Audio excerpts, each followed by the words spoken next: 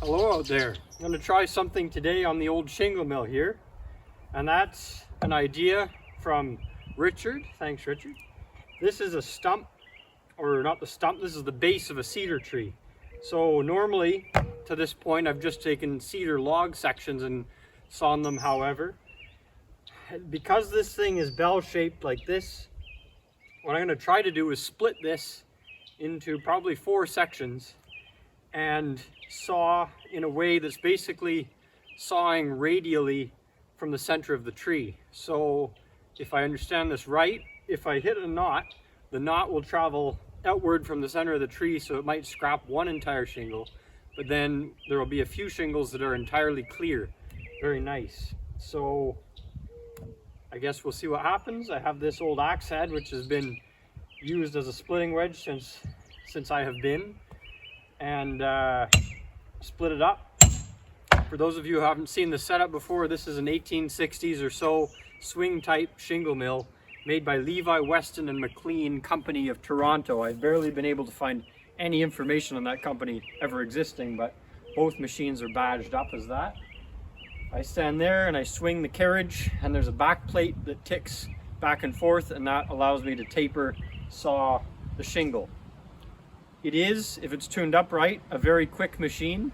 I know there's the age-old debate of hand split shakes versus sawn shingles, and in reality the split shakes, where the split is along the grain, will outlast a sawn shingle, but these are much faster to produce, and so this system is still most widely used. The general system, not this machine. It's a little bit old, but yeah, let's fire up the tractor and see what we can do.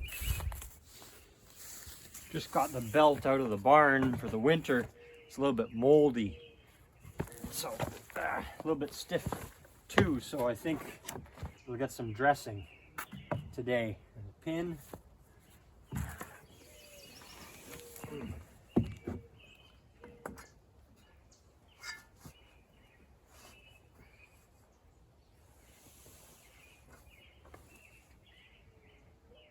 This here little 2-inch belt just rides over that pulley on the edger and goes over this protrusion on the flywheel.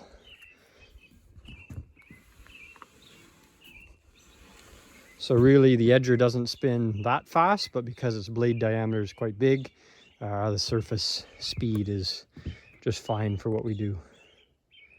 Here's a close-up of the backing plate that people are pretty curious about. You have these screw setups and these guides that rest the face of the block against, so you can adjust your angle with respect to the blade. Basically set your lead on this instead of adjusting the blade's lead angle like a sawmill. Those are your pivots, pivot bolts, and basically when you push against the top, the whole thing rocks back and forth, and these 2 screws set your limit for the top and bottom, and then this center adjusts based on, you might be sawing a 16-inch, 18-inch custom sawing. The whole thing is adjustable. This arm has serrated edges, and the handle is what locks the block in place. It should be square-ish so you can get as much contact area. This one's not quite tweaked right, and you can see that guide, or this I don't know, support crank thing, passes quite close to the blade.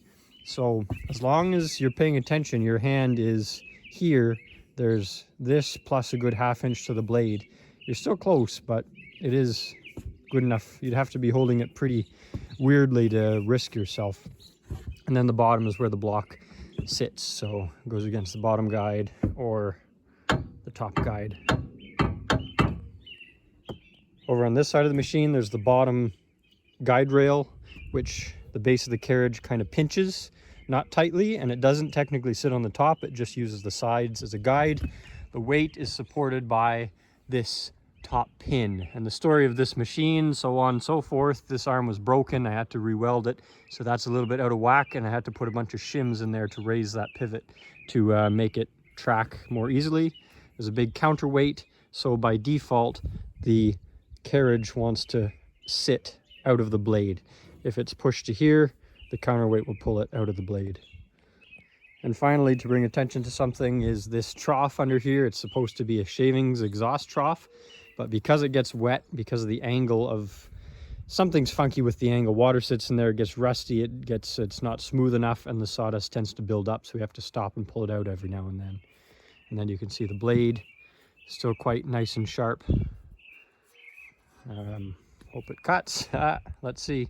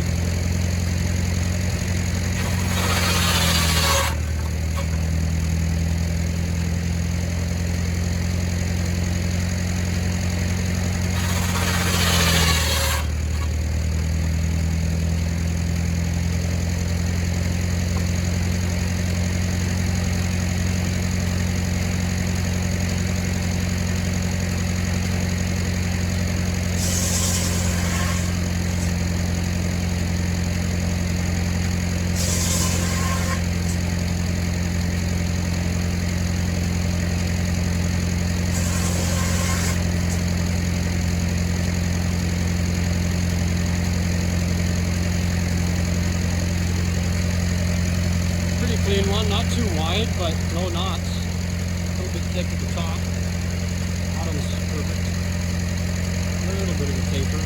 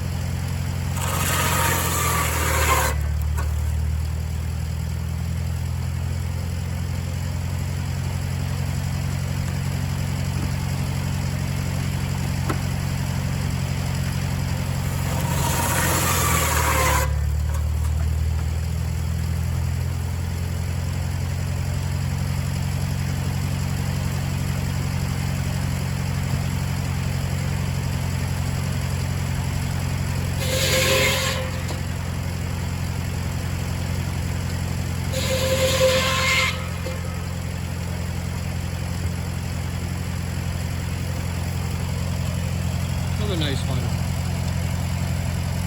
See, there's some slight adjustments on the ends of the strokes. That thickness is good.